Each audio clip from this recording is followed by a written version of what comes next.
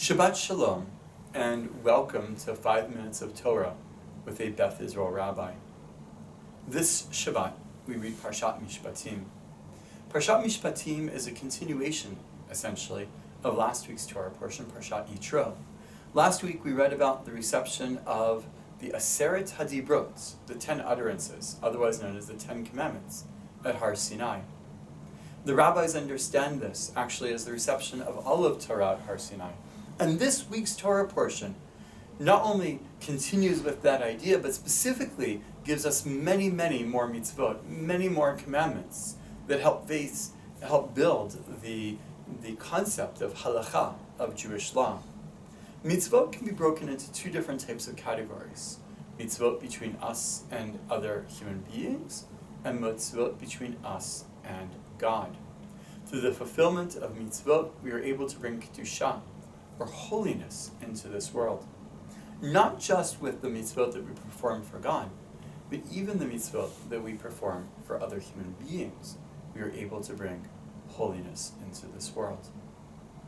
One of the mitzvot that is taught in this week's Torah portion is a fascinating one. We are taught that we are to go out of our way to relieve a heavy load from our enemy's donkey. If we see the donkey of an enemy walking, we must do what we can to help that donkey. Not just, the rabbis teach us, for the sake of the donkey, but for the sake of our enemy. And if it's our enemy's donkey, we might actually see the animal struggling under this heavy load and try to avoid it.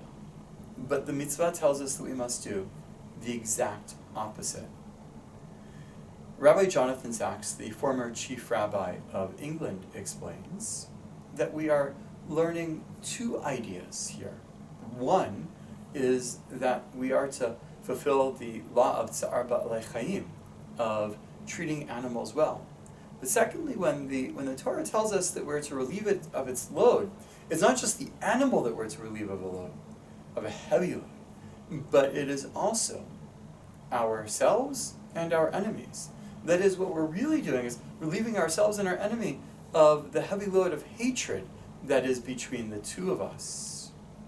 It is human nature that we create enemies, that we can often have problems with other human beings, maybe with colleagues, maybe with friends, certainly often even with family members.